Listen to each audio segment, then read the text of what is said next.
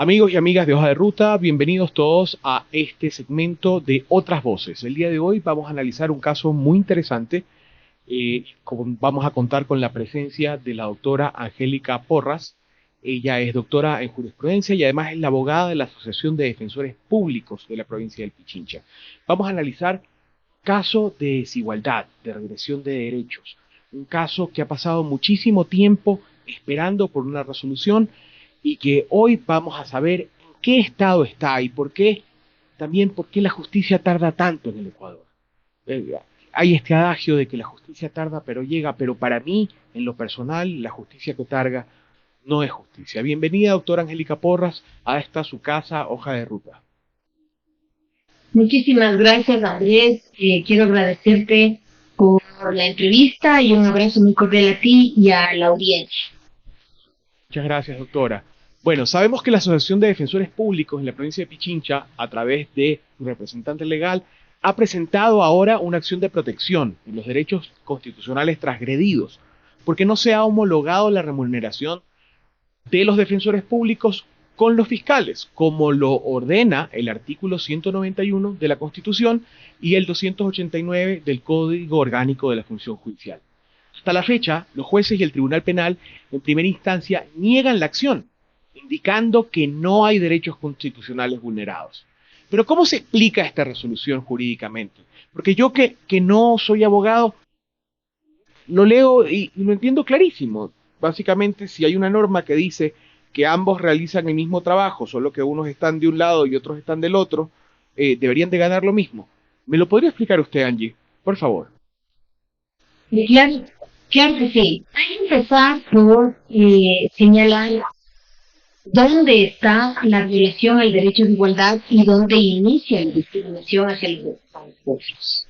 Efectivamente, los artículos que tú has mencionado, tanto de la Constitución, el 191, como del Código Orgánico de la Función Judicial, el 289, señalan expresamente que se deben tener las mismas condiciones laborales y la misma remuneración entre los fiscales y los defensores públicos. ¿Por qué?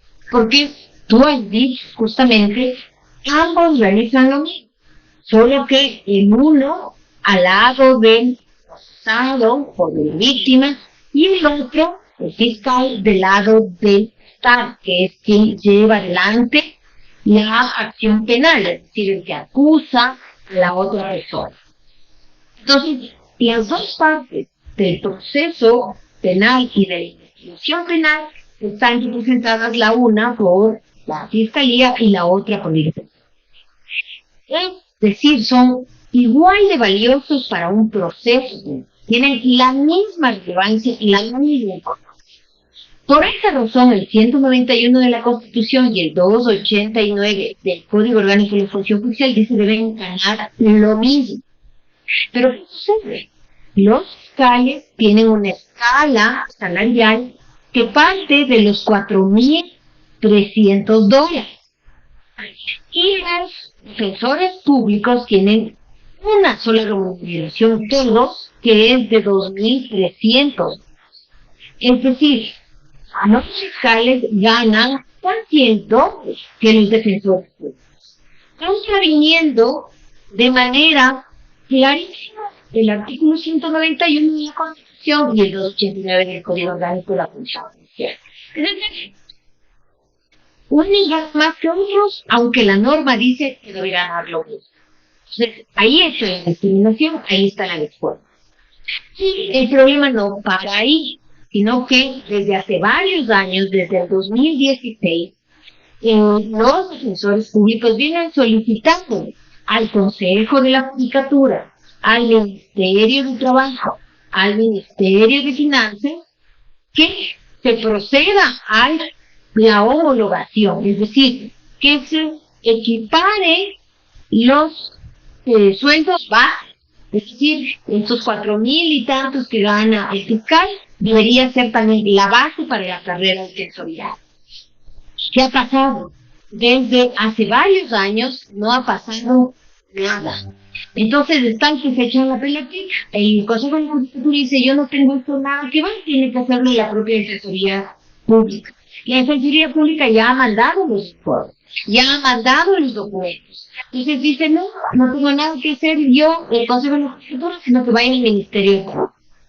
Y el Ministerio de Trabajo hace un informe en el que no justifica, no plantea ninguna razón, solo dice, los defensores públicos hacen menos que los fiscales. Por lo tanto, ¿quién lleva muchos?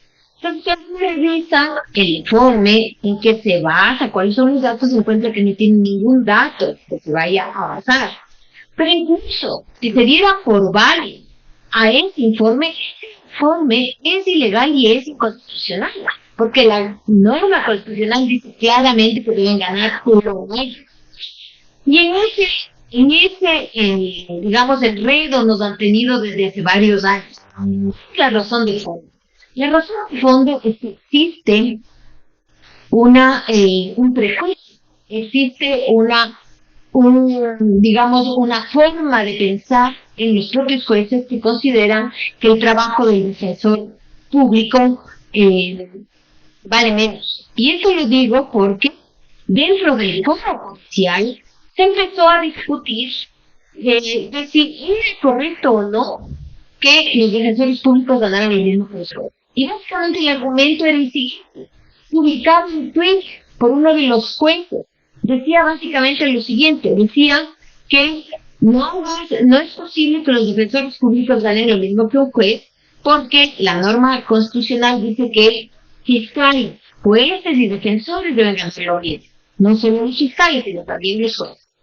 Entonces dice que no deberían ganar lo mismo que los fiscales y que los jueces. Más bien dicho, no sería un incentivo para que las personas quieran ser jueces, que el ganar más les da mayor estatus. Entonces imagínense el tipo de argumentos que hay allí. En definitiva, eso es lo que está detrás de todo esto. Ahora, el otro siempre se suele decir que no hay tiempo. Sin embargo, es una norma constitucional. Y segundo, lo que han dicho los defensores públicos es que en la homologación se haga paulatinamente, con el fin de no impactar en el presupuesto del Estado, sino que vaya cada año subiéndose un poquito hasta igualar los sueldos de los fiscales. Eso sería, en términos generales, lo que podríamos decir del caso que estamos llevando adelante. Yo tuve la oportunidad de leer la demanda que presenta la asociación y básicamente dice que se vulnera el derecho a la igualdad, porque están siendo claramente discriminados, están recibiendo un trato diferenciado con relación a los fiscales. Básicamente, cuando usted me pregunta cuál es el trabajo de los fiscales y de los defensores, pues es litigar. Que para litigar hay que investigar, hay que sustentar, hay que estar presente, presentar las pruebas y llevar las instancias del proceso. Y de hecho, en equivalencia de tiempo, que es la medida universal como se valora el trabajo, en realidad, podríamos decir que son totalmente equivalentes.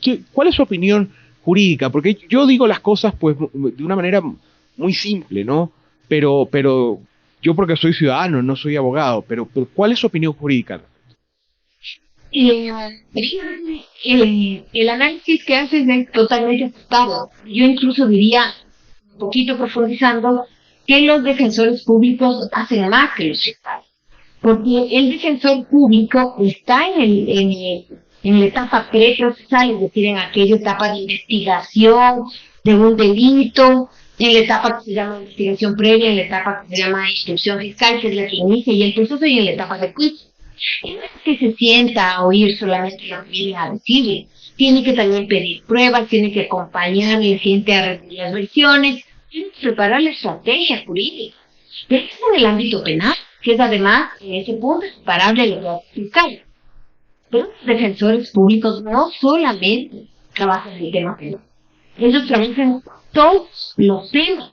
Ellos trabajan en la cuestión laboral, trabajan en la cuestión civil, trabajan incluso cuestiones administrativas. Es decir, un defensor público no solo atiende el ámbito penal, que sí lo hace, fiscal, sino que además tiene que seguir, por ejemplo, procesos laborales, tiene que seguir cuestiones de alimentos, tiene que seguir cuestiones de tenencias, de divorcios, incluso cuestiones administrativas como los vistos buenos.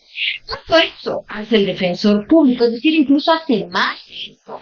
Y hay que añadir una cosa, y es que los fiscales tienen un equipo en realidad, no solamente de fiscal, sino que además el fiscal tiene un ayudante en la propia fiscalía, y no solo uno, 2 o 3 ayudantes, asistentes del fiscal o de la fiscal, que ayudan a organizar el proceso de investigación y que ayudan también a organizar todo lo que tiene que ver con la acusación ya en el juicio y con la audiencia y todo lo demás. Entonces, el fiscal tiene apoyo, en cambio el defensor público no tiene ningún apoyo, solito.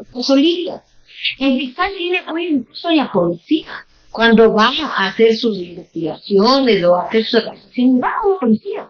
En cambio, los defensores públicos tienen que ir a buscar a quienes ellos tienen que atender, que son las personas de escasos recursos económicos, entonces tienen que ir a la cárcel a buscarlos. Y van solos en el ámbito penal, digamos, que declarar a los fiscales. Y en los otros casos, que son los laborales, los civiles, etcétera, no ayudan. Entonces vivimos para ser justos, el defensor público hace más que el fiscal. Entonces, ¿cómo te explica que haciendo más que el fiscal, diga que no merecen ganar?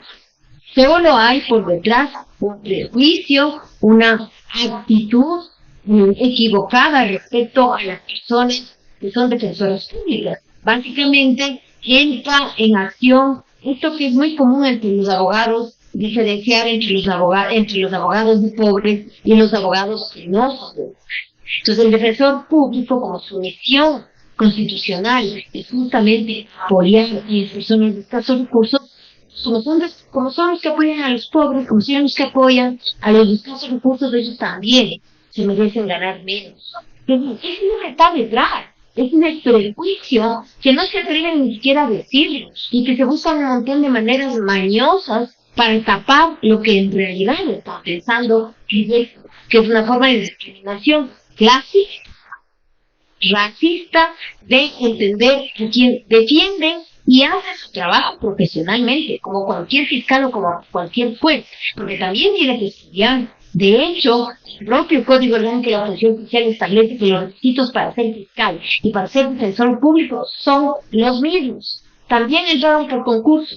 Entonces, ¿por qué razón unos deben ganar más que otros? Porque tienen más rienda paga, no se entiende.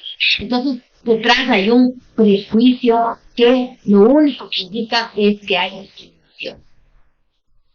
Correcto, doctora. Mientras la escuchaba su respuesta, venían a mi mente varias frases que en realidad son principios. Uno de esos es el principio universal a la igualdad de los hombres ante la ley. Esto de que todos los hombres nacemos libres e iguales. Entonces, esa igualdad no es tal, pues, cuando el Estado garantiza que el fiscal gane muchísimo más que el que te defiende. Entonces, probablemente, como usted dice, tiene ayudantes, varios ayudantes, secretarios, gente del equipo de investigación de la policía, cuando el otro está solo. Y no solamente en el ámbito penal, sino en todos los ámbitos. Decía Benito Juárez, alguien a quien yo he leído mucho su historia de vida, que mientras no exista justicia para el pueblo, no habrá paz para ningún gobierno. Y ojo que este comentario es universal, o sea, aplica en todos los gobiernos. Necesitamos recuperar los derechos. Yo siento que se está vulnerando el derecho a la seguridad jurídica. Y me permito insistir, en mi desconocimiento absoluto, se está vulnerando una norma clara con el 191.3. O sea, se está vulnerando la Constitución alegremente, olímpicamente. O sea, yo infiero de lo que usted me dice que el aumento de las remuneraciones de los defensores públicos ni siquiera consta pues en un POA o en el presupuesto general del Estado. Entonces, no solamente es la función judicial, sino que es una vulneración transversal de los derechos. Aquí hay varios responsables. Además también se vulnera el 289, el 280, pero del Código Orgánico de la Función Judicial.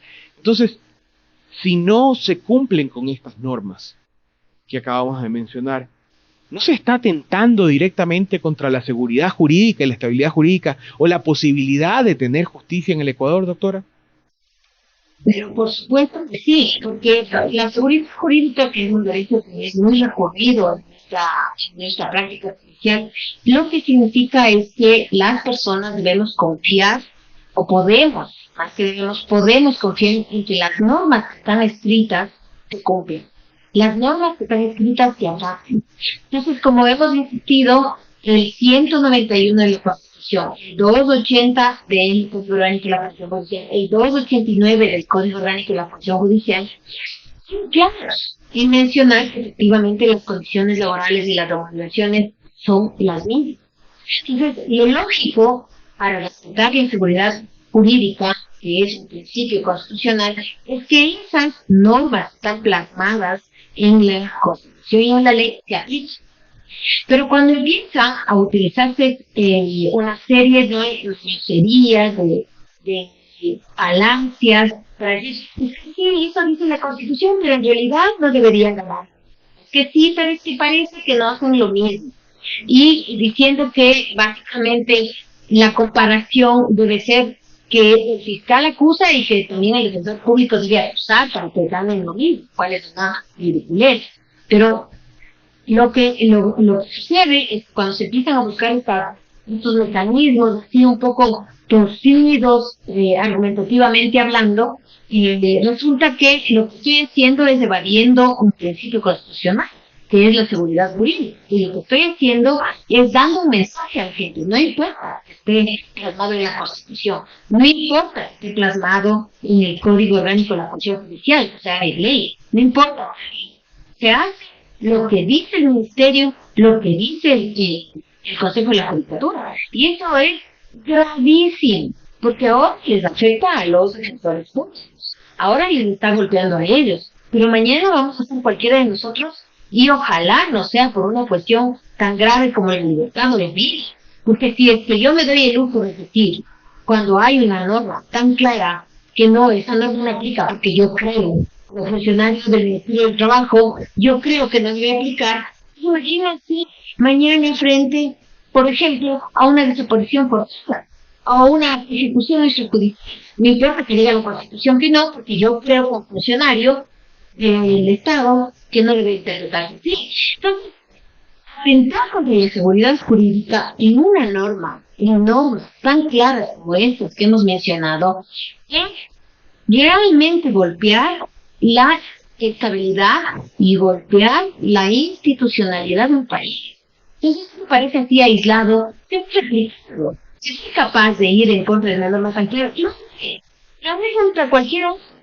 Entonces, ese es el peligro de quedarse calladitos o calladitas frente a una interpretación tan mañosa como la que están haciendo en este caso. Obvio que se vulnera la seguridad jurídica, obvio que se vulnera el derecho de igualdad y no discriminación, y es obvio que esto además atenta contra el democracia, porque cada función del Estado tiene justamente sus deberes, y el deber del Poder Judicial es velar porque las acciones de los otros dos poderes, del Ejecutivo, del Legislativo, no violen los derechos de los ciudadanos. Y en este momento estamos viendo que una accionar del Consejo de la Judicatura, del Ministerio de Trabajo y del Ministerio de Finanzas está vulnerando los derechos de los ciudadanos. Ahí debería entrar la jurisdicción constitucional para decir, pare, esto viola los derechos de los ciudadanos. Y no lo hará en ningún otro caso. Ese es el problema de aceptar calladamente cuando hay vulneraciones de derechos fundamentales.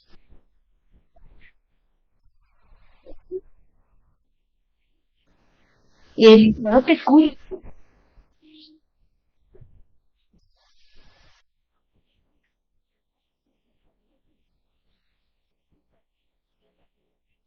No escucho, Andrés. Perdón. ¿Algo pasó? Ahora sí. Ahora sí. Retomamos. Vamos a cortar esta parte y continuamos. Mientras le escuchaba, doctora, recordaba que esta semana estuvimos en Imbabura, en la fábrica Imbabura, que es la cuna de los movimientos sindicales en el Ecuador. Y recordaba también que los derechos de los trabajadores son irrenunciables. Y hay otro principio básico, que es igual trabajo, igual remuneración. Pues no puede haber una distinción a criterio del juzgador. O sea, la Constitución, la norma, las normas que hemos leído, los derechos de los trabajadores no pueden estar pues a merced del criterio de una persona porque me caiga bien uno, porque me caiga bien el otro, o porque yo me pertenezco a unos o a otros. La igualdad ante la ley debe ser totalmente transversal en el Ecuador, porque si es que no lo es, ¿de qué justicia estamos hablando? Recordemos la dama de la justicia con la balanza. Entonces, la balanza, ¿para dónde se está inclinando y por qué? ¿Qué oportunidad tienen los pobres, que son la mayoría de los ecuatorianos? Acá no estamos hablando de partidos políticos ni de votaciones. Estamos hablando que el Ecuador está sumido en la pobreza, que los pobres no tienen dinero para contratar un abogado. Por eso se crea la Defensoría Pública en la Constitución de Montecristi, que muchas veces es confundida. Mientras realizaba esta investigación, me di cuenta de que muchas veces la gente confundía la Defensoría Pública con la Defensoría del Pueblo, que no tienen las mismas funciones, sino la Defensoría Pública surge de que los pobres no pueden pagarse un abogado, y al no estar representados eran continuamente condenados sin ni siquiera pasar por un juicio justo, debido proceso, contraveniendo todos los convenios internacionales de los que somos suscriptores. Entonces, las afectaciones o las consecuencias de vulnerar así alegremente los derechos, diciendo, bueno, no hay plata, no se puede, son terribles para el país. Ponemos en riesgo el tema, hasta el riesgo país se ve afectado. Yo escuchaba al ministro Julio José Prado decir que bueno, que no es culpa de Lazo que no ha llegado la inversión, porque cuando Lazo cogió el país tenía 800 puntos de riesgo país y ahora supera los 2000. Entonces yo me pregunto, bueno, si Lazo es el que estaba gobernando, ¿de quién es finalmente la culpa? Pero esto no es un tema particular, Lazo, este es un tema del Consejo de la Judicatura. Pero sí es un tema que es vital para la construcción de un país justo, de un país sin riesgos, donde las personas puedan venir a invertir, a trabajar, a construir en justicia. Si no tenemos justicia, no tenemos nada, somos la ley de la selva. O sea, y mencionaba al presidente de la República, porque también esto de abandonar el monopolio del uso de la fuerza, y decir, bueno, ármense entre ustedes, y esto es una guerra entre la ciudadanía y la delincuencia, y sálvense quien pueda, tampoco es así. Pero bueno, volvamos al caso. Disculpe que divagué un poco, sino que me molesta y llego a apasionarme sobre estas injusticias. Bueno, se dice también que en la demanda presentada, cuando leí el proceso, decían pues la contraparte que se vulnera el principio de legalidad. Supuestamente se está esperando que el Ministerio del Trabajo fije la remuneración de los defensores públicos. Que recordemos que igual la función judicial es una entidad autónoma, que es el Consejo de la Judicatura, según el artículo 286, que ya lo hemos mencionado acá, dice expresamente que por ser autónoma no es el Ministerio del Trabajo, sino el director nacional del Consejo de la Judicatura. Explíqueme esto, doctora, porque yo simplemente no entiendo cómo estas personas que integran el Consejo de la Judicatura, que se pasaron tantos años estudiando y que hicieron una carrera en función de los principios del derecho y de la justicia, actúen de una manera tan injusta. No lo entiendo. Explíquemelo usted, porque yo me supero. Bueno, yo creo que hay dos cosas que hay que analizar en el planteamiento que haces, ¿no? El primero es el tema de la importancia de la defensoría pública. Es una base de la Constitución del 2008 que haya una defensoría pública, justamente por lo que aquí se ha señalado. Fíjate, fíjate lo que significa ir a un proceso judicial sin abogado. O sea, no puedes defender. Fíjate lo que significan los costos de los abogados. Entonces, los costos de los abogados son altísimos. Es imposible para una persona que gana un sueldo básico, $450, poder hacer, por ejemplo, un juicio laboral. Porque un juicio laboral le cuesta mínimo $1,500 o $2,000, como mínimo para empezar. Entonces, ¿cómo una persona que gane $450 va a poder destinar, y además de que no le han pagado la liquidación, no le han pagado los últimos meses, va a poder destinar $2,000 para pagar un abogado? Entonces, ¿qué pasaba? Se quedaba totalmente en impunidad el hecho de que no le paguen, de que no le paguen el despido, etc. Por eso se crea la Defensoría Pública.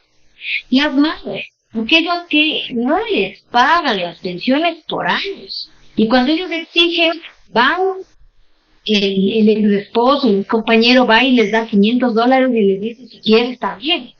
¿Y por qué ellas no pueden iniciar un proceso en contra del señor? Porque cuesta $1,500, cuesta $700, es imposible. Entonces, ¿qué pasaba? Un montón de señores irresponsables que nunca pasaban pensión a sus hijos y que nunca se podía exigir cumplan con sus obligaciones. Para esas madres que no pueden, que no tienen la pensión del padre, es que se creó la Defensoría Pública. Y también se creó la Defensoría Pública para aquellas personas que están siendo acusadas de algún delito y que mientras no se pruebe que han cometido ese delito son inocentes. Y muchas de esas personas probaban que habían cometido un delito, pero como no tenían defensa, se quedaban en la cárcel. Entonces, efectivamente, la Defensoría Pública está pensada y organizada para cubrir esa necesidad de defensa de quién, de las personas empobrecidas, de las personas con menos recursos. Entonces, es lo valioso de la Defensoría Pública.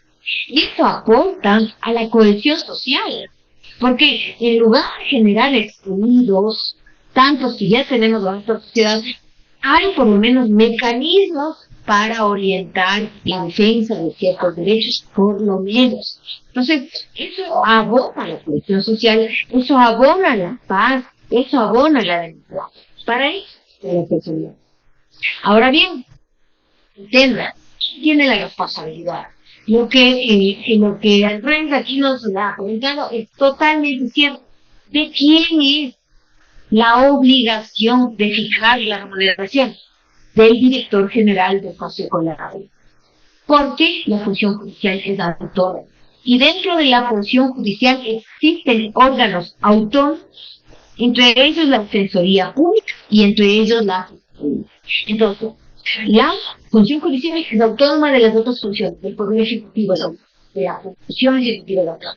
Y dentro de la función judicial hay órganos autónomos que son justamente la Defensoría Pública. ¿Quién fija las remuneraciones? El director del Consejo de la Judicatura, el director general. Ahora, en el Ministerio del Trabajo, yo estoy en contra de esa norma. Se inventaron una norma que llaman norma técnica, que dice el Ministerio del Trabajo fija las remuneraciones del sector público, sí, pero no de los entes autónomos, porque los entes autónomos los fija justamente, en el caso de la función judicial, el director general. Ahora, además, ninguna puede estar por encima de la Constitución. ¿verdad? Además, ninguna norma puede estar por encima de la Constitución, doctora. Así, o sea, no es posible que una norma técnica se pretenda, es el fundamento de la violación de la Constitución y de la ley. Eso es ridículo para cualquier persona que sabe un chiquitito de derechos. Una cosa pequeñita de derechos sabe que eso es imposible. Entonces, quien debe fijar es el director general. ¿Necesita informe del Ministerio de Trabajo? Sí, necesita informe del Ministerio de Trabajo por invento del propio Ministerio de Trabajo, que se crearon una norma técnica. Pues digamos ya, para que vean que no hay aquí ninguna intención de beneficiar a nadie, ya que haga ese informe del Ministerio de Trabajo. Pero que lo haga como corresponde. En tiempo, no a los 6, 7 años, no a los 8 años, sino como corresponde, inmediatamente, y además con criterios que sean sustentados, que sean solventes. Como dice el informe del Ministerio de Trabajo, se dan cuenta que se olvida que el defensor público no solo atiende materia penal, sino también laboral, civil, alimentos, etc. Segundo, que el defensor público hace las mismas acciones que el sino que del otro lado. Pero ni siquiera menciona un dato estadístico, no mencionan una entrevista, ni siquiera mencionan la ley en el informe que hace el Ministerio de Trabajo. Entonces, la pregunta es, ¿qué es el fundamento del informe que hace el Ministerio de Trabajo? Ninguno. ¿Cuál es el papel del Consejo de la Judicatura? Se ha dormido totalmente, ha sido negligente. Y ahí quiero mencionar una cuestión. Yo fui vocal por un espacio de tiempo pequeño en el Consejo de la Judicatura. Y durante este tiempo que yo fui vocal, efectivamente llegó al Consejo de la Judicatura una solicitud. Ahí se inició el trámite, es decir, ese trámite está iniciada. Pero de ese tiempo, porque el trámite llega al Consejo de la Judicatura en noviembre de 2018. Wow. Yo salí del Consejo de la Judicatura en enero del 2018, o sea, 2 meses después. Se inicia el trámite en diciembre de 2018 y de ahí prácticamente no ha avanzado nada. Y de eso han pasado ya varios años. Entonces, estamos hablando de que el Consejo de la Judicatura ha sido negligente en el tratamiento, y no se diga el Ministerio del Trabajo, y no se diga el Ministerio de que cree que los derechos deben someterse no a criterios técnicos, sino a la arbitrariedad del pensamiento que dice, de la ideología que dice que mientras menos se gaste en la función pública, es mejor. Porque eso es lo que dice el Ministerio de Finanzas. Ahí no hay ninguna norma técnica. El Ministerio de Finanzas lo que está diciendo es, mientras menos gastemos, mejor para la economía, y no importa cuánto gane o si están siendo discriminados o no. Entonces, no es que vienen aquí con criterios técnicos. ¿Cuál criterio técnico? Nosotros presentamos un estudio hecho por una persona que es muy conocedora, y que se vea que el impacto en el presupuesto del Estado es muy bajo. Así es que eso no es izquierda fiscal y se alimenta en el Estado. Perfecto, doctora. Tenemos que ir concluyendo, pero no quiero que se quede fuera una pregunta. Actualmente se ha presentado una acción por incumplimiento y fue presentada en la Corte Constitucional por defensores públicos, pero no es por la Asociación de Defensores Públicos de la provincia del Pichincha que usted representa, sino, y por esta razón, el Tribunal Penal de primera instancia dice que no procede la acción de protección. A ver, yo que no entiendo derecho, entiendo que primero son actores distintos. Y entonces son casos con tratamientos distintos. Pero por favor, explíquenoslo al respecto y luego vamos con las conclusiones. Punto es importantísimo. Porque efectivamente una de las razones del rechazo, y la razón del rechazo en la primera instancia es porque, según ellos, ya se inició el proceso civil. Ese proceso se inició hace 5 años. Pero ese no era el punto. Nosotros no pedíamos que se iniciara, que se concluya más bien, que se haga la homologación, que se traduzca eso en el respeto a que tienen que ganar el mismo sueldo, en primer lugar. En segundo lugar, el segundo argumento es de que ya se ha presentado acción por incumplimiento. Y hay que decir varias cosas. No solo que son actores distintos, no solo que las personas que propusieron la acción de protección son distintas de las personas que propusieron la acción por incumplimiento. Hay una sentencia, no solo una, varias sentencias de la Corte Constitucional que indican que para utilizar ese argumento de que ya se utilizó o ya se presentó otra acción, deben concluir lo que llama la triple identidad, la doctrina. ¿Qué es esto de la triple identidad? Que sean los mismos actores, que sean los mismos demandantes, que sea el mismo objeto. ¿Qué elementos no se cumplen de la triple identidad? No son los mismos actores, como ya tú mismo lo has dicho. No son los mismos actores, son otros actores políticos. Segundo, el mismo demandado. Eso sí, hay el mismo demandado. Pero tercero, el mismo objeto. Son objetos totalmente distintos. ¿Por qué? Porque la acción por incumplimiento tiene está prohibido por la Ley Orgánica de Garantías Jurisdiccionales y Control Constitucional que busque la aplicación de una norma constitucional a través de ella. Es decir, Cuando yo presento acción por incumplimiento, no puedo exigir el cumplimiento de la norma constitucional. Y la acción de protección lo que hace es exigir, en cambio, el cumplimiento de la norma constitucional. O sea, nunca comparten el objeto una acción por incumplimiento y una acción de protección. Porque la acción por incumplimiento busca el cumplimiento de una norma, excepto de las constitucionales. En cambio, la acción de protección busca el cumplimiento de las constitucionales. Entonces, no hay la triple identidad, porque no hay el mismo objeto y no hay los mismos actores. Entonces, lo demás que hace la Corte, perdón, lo que hace el juez de primera instancia en el caso de la acción de protección, dice, supone que la señora, que es representante, Yadira Gómez, que es representante de la Asociación de Defensores Públicos de Pichincha, sabía. Porque se supone que al ser presidenta de los defensores de Pichincha, tenía que reconocer que se iba a presentar la acción por incumplimiento. Y aunque lo hubiera conocido, eso no le releva al juez de analizar la triple identidad conjuntamente los tres requisitos. Primero, y en segundo lugar, ¿de dónde saca eso? O sea, ¿dónde vio? ¿Quién le dijo? ¿Desde cuándo es legal suponer lo que piensa la otra persona o lo que sabe? No, en derecho las cosas se prueban. Los derechos se prueban. Si yo estoy afirmando pues, que Yadira Gómez sabía de la acción por incumplimiento, probar. Entonces, ¿de dónde sale? No es de arbitrariedad pura y dura. Y después jamás se puede dar el lujo, no se puede dar el lujo de insultar la inteligencia de otros, diciendo, yo supongo que la señora tenía que es totalmente incorrecto. De hecho, eso es objeto de error inexcusable.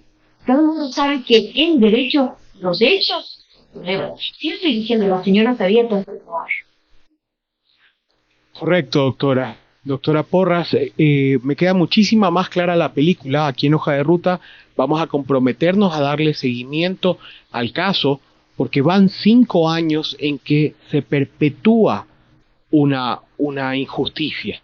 No existe en ninguna parte del mundo la regresividad de los derechos. Los derechos son progresivos, tienen que avanzar, no retroceder. Y en un país, por ahí mencionaba al Ministerio de Finanzas, donde el ministro de Finanzas pues es libertario y piensa que los números y la macroeconomía lo son todo. Cuando fue gobernador del Guaya, fue protagonista de una masacre carcelaria donde él decía que estaba todo bajo control y atrás de sus espaldas estaban asesinando a 235 personas, dentro de los cuales había personas que todavía estaban atravesando sus procesos judiciales, que todavía no habían sido condenados culpables, habían choferes infractores, habían padres deudores de pensiones alimenticias. No es esto un mátese entre ellos. En Ecuador, en un país donde ni siquiera los derechos de las personas que están privadas de libertad se garantizan, sino que una condena a la cárcel es básicamente una condena de muerte. ¿Cómo no potenciar a la Defensoría Pública y no ponerla por encima de nadie, sino al mismo nivel de los otros funcionarios judiciales, fiscales y jueces, como lo dice la ley y la Constitución de este país? Esperemos que este juicio siga avanzando y que tenga una conclusión favorable hacia los derechos de todos, porque lo que yo entiendo, doctora, es que aquí no estamos analizando el futuro o la remuneración de los defensores. Aquí estamos analizando el derecho a la defensa que tenemos todos los ecuatorianos, en especial los que provienen de una población vulnerable, de sectores oprimidos, empobrecidos o de provincias, de razas, de sectores de la ciudad que tradicionalmente no han tenido oportunidades para salir adelante y que no podrían, como explicábamos temprano, buscarse un abogado. Por favor, le agradezco infinitamente su tiempo. Hemos estado casi 40 minutos conversando del tema. No será la última vez que toquemos el tema. Le agradezco muchísimo su tiempo. Sus palabras finales, doctora Angélica Porras. Quiero decir que todo espacio en que sea posible exigirle estos derechos, entonces exigirle al Estado que cumpla no con un favor, sino con la Constitución que debemos hacerlo. Porque si nosotros como ciudadanos no vamos a exigir que se cumpla la Constitución, el resultado va a ser lo que está pasando en este momento. El Estado se desentiende de nosotros, el Estado nos deja a la merced del más poderoso, del más fuerte, y eso hace una sociedad indivisible, violenta, y convierte a una sociedad de muerte. Y esto nosotros ya lo estamos viviendo como ecuatorianos y ecuatorianas, y debemos oponernos, porque cuando aceptamos la violación en un caso que nos parece lejano, significa que más temprano que tarde nos va a llegar a nosotros también. Y eso es justamente lo que le agradezco muchísimo por la oportunidad y espero que más adelante nos podamos encontrar otra vez. Muchas gracias a usted, doctora Porras. Es un gusto tenerla aquí en esta hoja de ruta a su casa. Los invitamos a seguir las acciones de la doctora Angélica Porras en las redes de Acción Jurídica Popular y los invitamos a seguir conectados a esta programación de hoja de ruta que se hace con muchísimo esfuerzo y con mucho cariño para llevar estos temas a las grandes audiencias, para llevar la verdad a donde tradicionalmente no llega. Los invitamos a seguirnos y a continuar conectados a hoja de ruta. Soy Andrés Espaudo. Muchísimas gracias. Esto fue Otras Voces. Gracias a Dios.